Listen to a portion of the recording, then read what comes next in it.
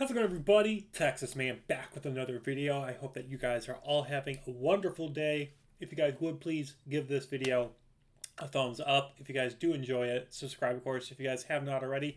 Also, do me the biggest favor of all, hit that bell notification button so I to offer all notifications so you guys don't miss out on future content. I cover movies, TV shows, and of course, tabletop games. And then I will re-upload my streams from Twitch at Douglas447 from time to time here onto YouTube as gameplay along with tips and tricks videos. If you guys want to watch me live, that's where I do it, is on Twitch at Douglas447. And as always, we're going to be talking positives and negatives, talking about Slingshot. This is the newer film here in 2024.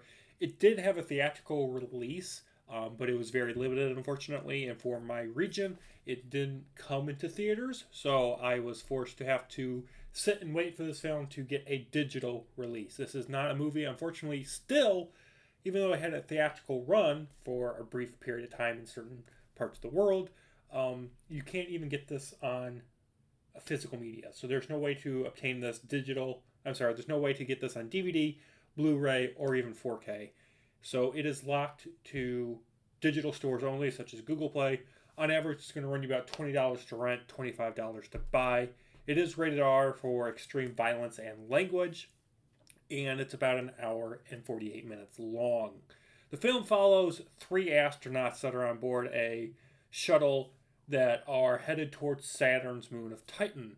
And the reason they're going there is they want to try to establish a colony and to try to suck up as much of the gases that Titan has from its rivers in order to try to help with the whole planetary dysfunction on Earth. So, climate change and global warming and all that stuff. And of course, while the three astronauts are on their adventure and coming in and out of cryosleep every couple of months, they start having to deal with psychological threats. So this is a psychological horror thriller sci-fi movie.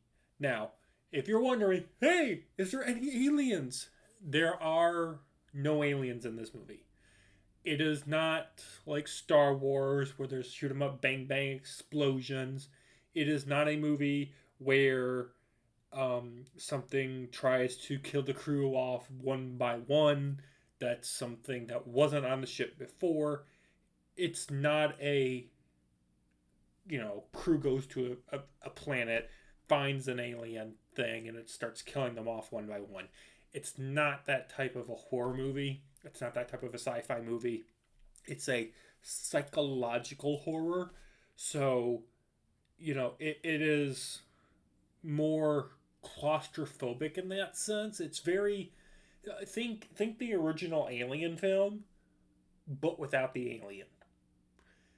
And just think about the torture of deep space travel for 2 years and what that would psychologically do to the human mind.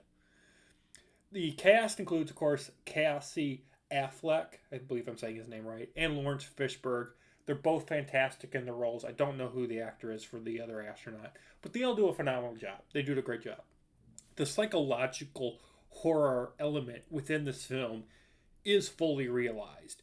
And that comes down, like I said, to the claustrophobic nature, where the ship design, while it is semi-futuristic, it is also believable. You can relate to it. You can, it is futuristic in a sense, but it makes sense of it being plausible that this type of a ship could exist and believable. And another thing that adds to the psychological horror element to this movie is you really never know what is real.